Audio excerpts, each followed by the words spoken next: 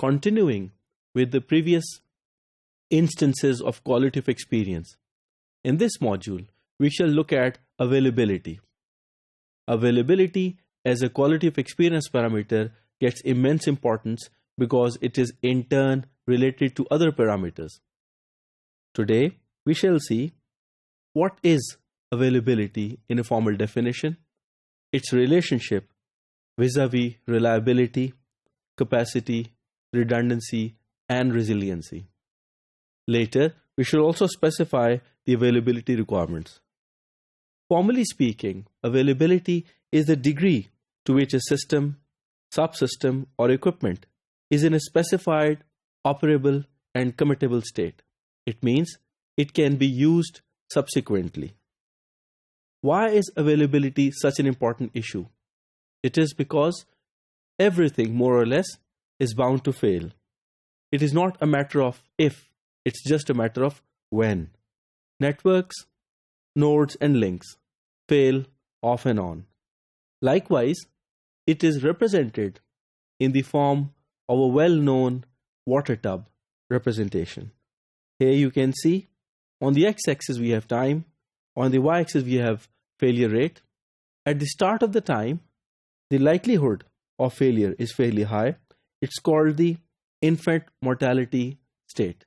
When the system spends some time, it enters into constant failure rate, and this situation continues till the system enters into its wearing out state, or the anno domini, or old age state. Here once again, the likelihood of failures increases. Network availability is represented as the percentage of uptime in a year, month, week, day, or any specified time period. For example, we know that 24/7 is a widely known terminology that says that a system or a network is up and running 24 hours a day and 7 days a week. If the network is up for 165 hours in 168-hour period, then the availability is 98.21%. The applications which use the networks also have a take or perspective on availability. Each application mandates different levels of availability from the network.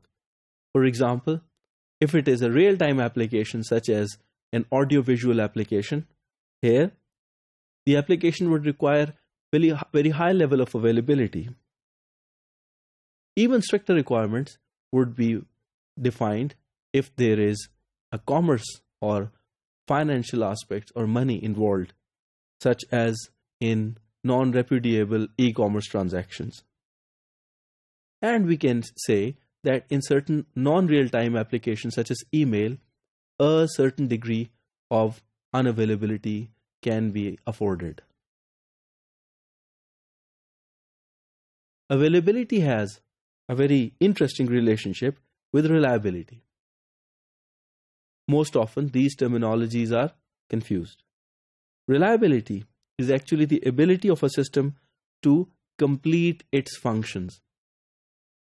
It is represented in terms of accuracy, error rate, and stability. So a system which is available would be then reliable if it performs its functions. If it is not performing its due functions, although it is available, it is not reliable. Availability has a relationship with capacity.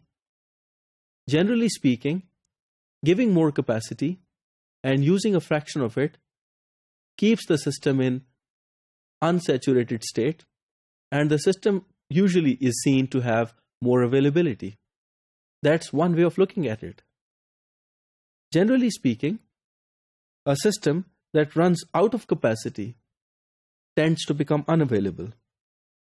This is a logical kind of unavailability, different from physical unavailability. As an example, consider ATM admission control. Here, depending on the resource availability at the intermediate ATM switches, the number of cells are admitted into the network. If the network runs out of resources, the cells are not admitted and are hence dropped. In this situation, the system is said to be unavailable, although we know that it's a matter of capacity under provisioning. Availability is also related to redundancy. Generally speaking, providing redundancy makes a system more available because the system can withstand failures and faults. So we can say that redundancy is more kind of a means, it's not a goal. Availability is a goal for which redundancy provides as a means. Availability is also intricately related to resiliency. Generally speaking, an available network would become unavailable after a certain failure. But how strong or how devastating that failure is, that is going to determine how resilient that network is. Likewise, if a network becomes unavailable, how much effort is put in to bring it back to the normal state. So formally speaking, we'll say that when a system is resilient, the availability is relatively easier to maintain. But if a system is not resilient, the availability is harder to maintain. Likewise, if a network is strong or resilient, it would rebound with little effort.